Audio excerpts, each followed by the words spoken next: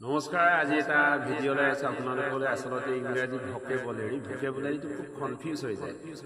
সকলো ছাত্ৰ ছাত্ৰীয়ে ভকেবুলাৰীটোৰ কাৰণে আচলতে তেওঁলোকে কি কৰে, বেছিকৈ কনফিউজ পায়, খেলি মেলি লাগে। সেইকাৰণে ভকেবুলাৰীটো কি হৈ যায়, মানে ভকেবুলাৰী মানে অসমীয়াত শব্দ সম্ভাৰ, এই সম্পৰ্কে কিছু কথা ক'বলৈ ওলাইছোঁ। আপোনালোকে মনোযোগ দি শুনিব বুলি মই আশা ৰাখিছোঁ। ঠিক আছে। আৰু এটা ইলিজিবল আৰু ইলিজিবল এইটো মানে অস্পষ্ট, ধৰিব নোৱাৰা, অস্পষ্ট বা বেয়া, এইটো ইলিজিবল বুলি কয়। তাৰপিছত এইটো আৰু এটা আছে এলিজিবল মানে হ'ল যোগ্য বা উপযুক্ত।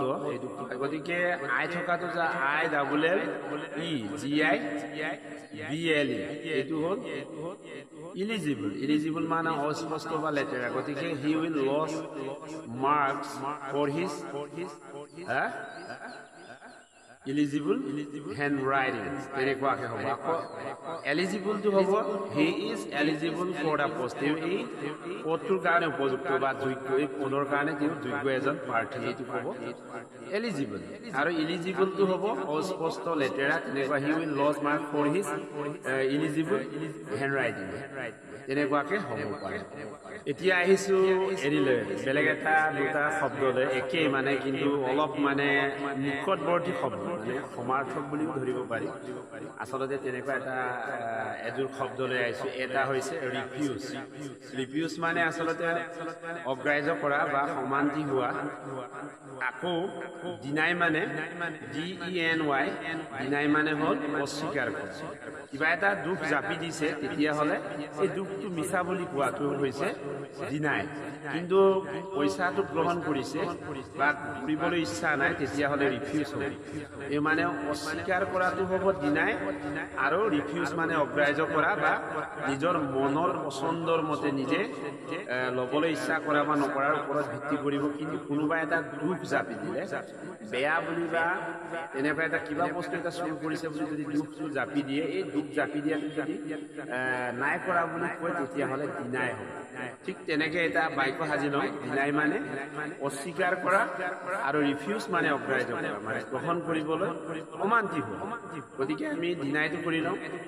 হি ডিনাইড অল চাৰ্জেছ, সকলোখিনি অভিযোগ তেওঁ অস্বীকাৰ কৰিছে।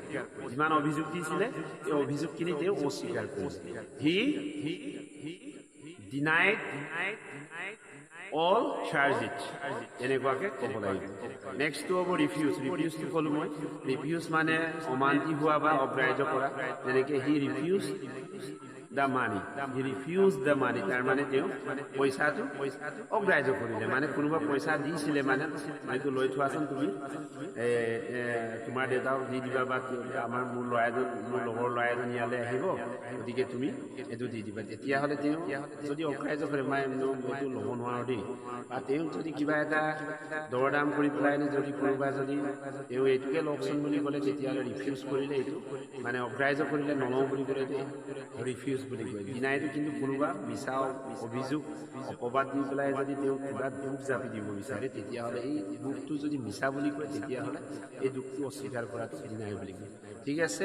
এনেকুৱাকে ভৱিষ্যতে মই ভকেবুলাৰী কৈছোঁ, শব্দ সম্ভাৰ, এই শব্দ ভাণ্ডাৰৰ সম্পৰ্কে ভৱিষ্যতে তেনেকুৱা কনফিউজ লগা যিবিলাক শব্দ সম্ভাৰ আছে, তেনেকুৱা শব্দ সম্ভাৰ ভৱিষ্যতে দি থাকিম। আপোনালোকে মোৰ চেনেলটো ছাবস্ক্ৰাইব, লাইক, কমেণ্ট আৰু শ্বেয়াৰ কৰিবলৈ নাপাহৰিব। ঠিক আছে। নমস্কাৰ।